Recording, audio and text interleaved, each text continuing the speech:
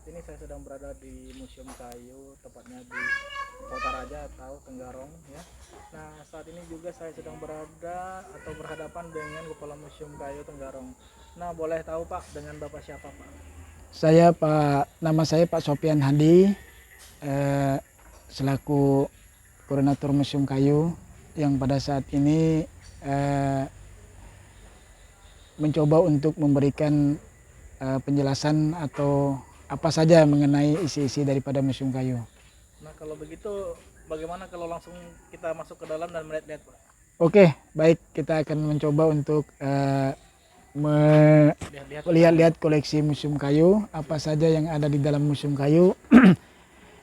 Di dalam Museum Kayu ini sesuai dengan temanya Museum Kayu, Ya. ini kita mencoba untuk memberikan beberapa koleksi, khususnya kayu-kayu yang ada di Kabupaten Kutai Kartanegara, pada umumnya Kalimantan Timur. Jumlah koleksi kita ada sekitar 800 jenis koleksi. Itu terbagi dari beberapa macam jenis, ada namanya herbarium, ada namanya kayu yang dalam bentuk log atau batangan, ada yang dalam bentuk yang sudah dibungkus dengan plastik. Oke, kalau begitu kita langsung saja mungkin Pak. Siap. Mari kita coba untuk melihat isi apa saja yang ada di dalam Museum Kayu. Pertama kita pada saat ini mungkin bisa dilihat ini adalah patung Lembu Suwana. Patung Lembu Suwana ini adalah merupakan suatu binatang yang disakralkan di Kutai Kartanegara ini, yang pada awalnya itu merupakan lambang daripada Kerajaan Kutai, namun oleh pemerintah Kabupaten Kutai juga diadopsi menjadi lambang daripada Kabupaten Kutai Kartanegara. Baik, mungkin itu sekarang kita melihat koleksi. Ini adalah koleksi alat-alat musik yang biasanya dimainkan pada saat ada acara-acara tertentu. Yang namanya, kalau yang di atas ini biasanya alat musik orang Kutai yang bermain misalnya tingkilan. Itu bermain tingkilan. Alatnya ini gambus, ukulele, biola, cello. Kemudian yang di bawah ini biasanya orang-orang Dayak, ini yang namanya sape. Nah, ini musik Dayak.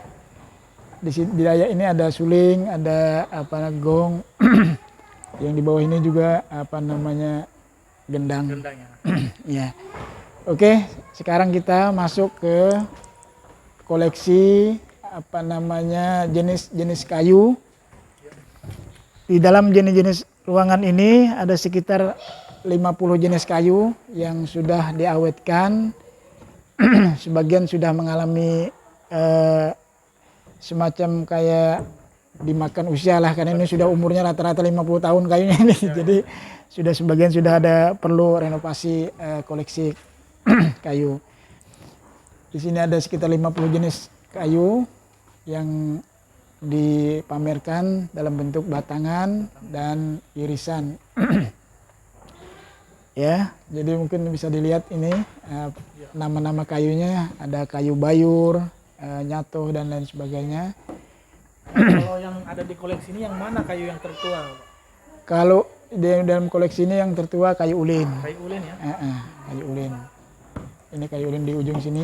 Ini ada. Ini mungkin ratusan atau bahkan berapa tahun? Ulin ini diperkirakan sekitar 75 tahun, yang karena ini biasanya dihitung dari lingkar tahunannya.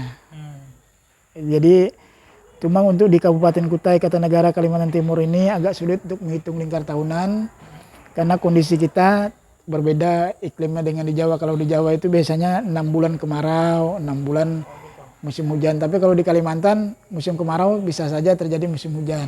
Sehingga untuk melihat lingkar tahunannya ini agak mengalami kesulitan, nggak begitu jelas lingkar tahunannya. Jadi ini koleksi kayu-kayu dalam bentuk batangan semua ini Pak ya? Iya, tidak ada. Kalau yang Bapak bilang tadi herbarium. Ya di sebelah sana nanti. Di sebelah sana. Ya. Nah, untuk yang dalam ruangan ini kayu ulin ini yang tertua tadi. Paling tertua, ya? Tapi kalau untuk di luar ruangan ada yang tertua lagi. Ya. Nah, ini kayu kalau orang Jawa bilang kamper Borneo, tapi kalau kita bilang kayu kapur. Kapur. Nah, ini umurnya sekitar 350 tahun.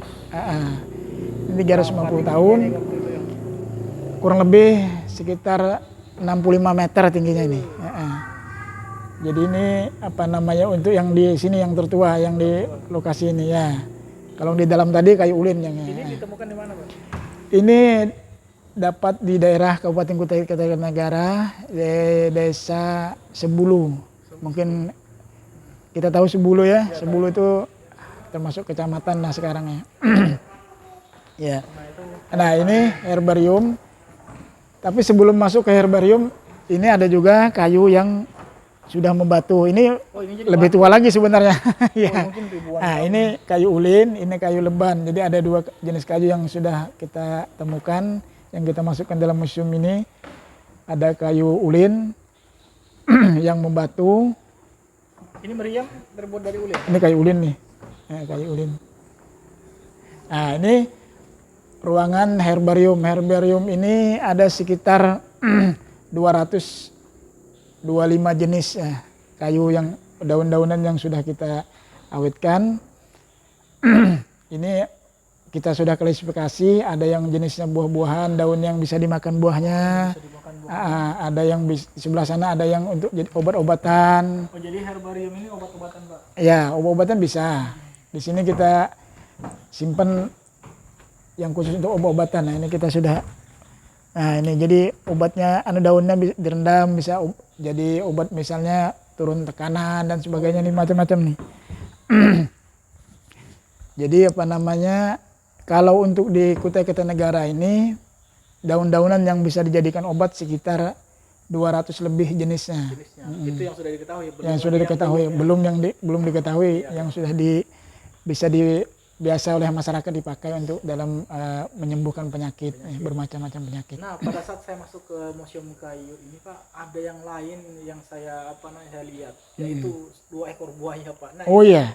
bagaimana ceritanya nih, Pak? Apa langsung Ya, itu aja? kita bisa ke lokasi di mana buaya itu dipamerkannya.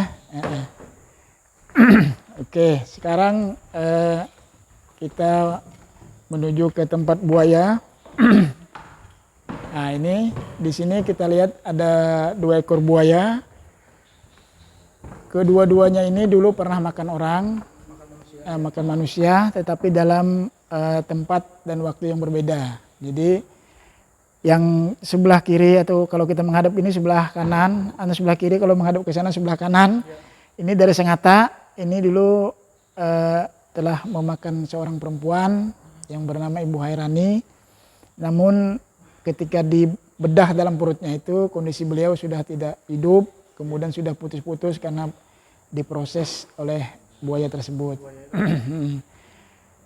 Panjang buaya ini kalau awal-awalnya hampir 7 meter, 6,80. Sekarang merosot ya. Sekarang sudah hampir 26 tahun ini, sudah jauh mengecil, sekitar 10% mengecil dari ketika masih hidupnya. Ya, beratnya kurang lebih 850 kg.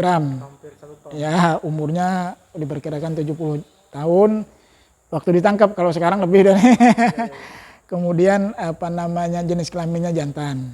Nah, kalau yang samping. Kalau yang samping ini yang makan seorang laki-laki namanya Pak Bedu. Pak Bedu pada waktu itu cuci motor di tepi sungai Sambera, Morabada, tiba-tiba hilang. Kemudian dicari kemana-kemana, akhirnya tidak ketemu, akhirnya dipakailah paranormal, dan paranormal itu bilang dia dimakan buaya. Ternyata benar ya. Ketika dibedah memang ada tersisa rambutnya dan golongan darah beliau di dalam perut buaya ini. Nggak ada sisa, Pak? Nggak ada, karena sudah 1 tahun lebih baru bisa, 1 bulan lebih baru bisa ketemu. Kalau ini 1 minggu sudah bisa ketemu, kalau yang ini 1 bulan, sehingga Buaya ini nggak diproses di dalam lambung, Pak? kalau buaya ini dia Kembali.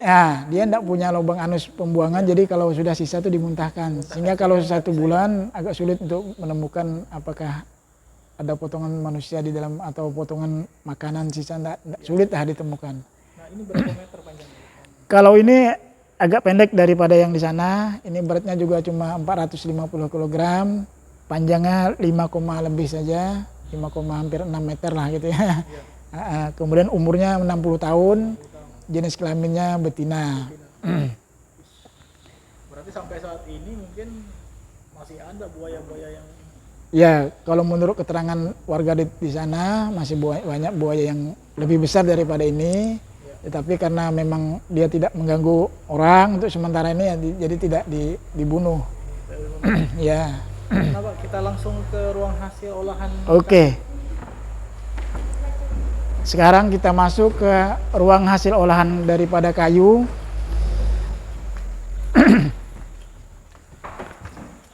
Di dalam ruangan ini kita pamerkan beberapa hasil olahan dari suku Dayak. Jadi ada bermacam-macam Dayak. Ini ada Dayak Kenyah, ada Dayak Tunjung, Dayak Benua. Dan motif daripada ukiran atau seni pahat daripada Dayak ini juga berbeda-beda antara satu suku dengan suku yang lain. Ini lamin, Pak ya. Apa ya lamin apa? Ini Lungun. tempelak namanya. Tempelak. Kalau lungun itu biasanya yang baru meninggal, ini khusus tempelak, ini khusus untuk tulang belulang. Jadi beda ya. Iya, jadi kalau sudah tinggal tulang belulang maka dimasukkan ke dalam sini. Tapi di dalam ini ada kamar-kamar lagi. Jadi ada untuk kepala, tulang tangan, kaki dan sebagainya. Jadi terpisah ini di dalamnya. Kemudian kalau motifnya ini tergantung daripada orang yang meninggal itu. Jadi kalau motifnya seperti naga ini berarti dia bangsawan atau seorang raja. Berarti bukan lungun. Lungun itu Lungun. meninggal. Lungun yang baru meninggal. Koleksinya, Pak? Nggak ada nih, nggak ada koleksi lungun. Nggak ada ya. Ini kok koleksi yang tempelaknya aja nih. Ini berarti ada orang di dalam. Nggak ada, sudah bersih. Oh, sudah Sudah bersih. bersih. Ini nisan ya. Kalau nisan nih mungkin biasa ya, sudah ini khusus orang muslim lah, sudah muslim. Jadi kalau bentuk seperti ini biasanya melambangkan seorang perempuan ya, perempuan. Kalau seperti ini laki-laki.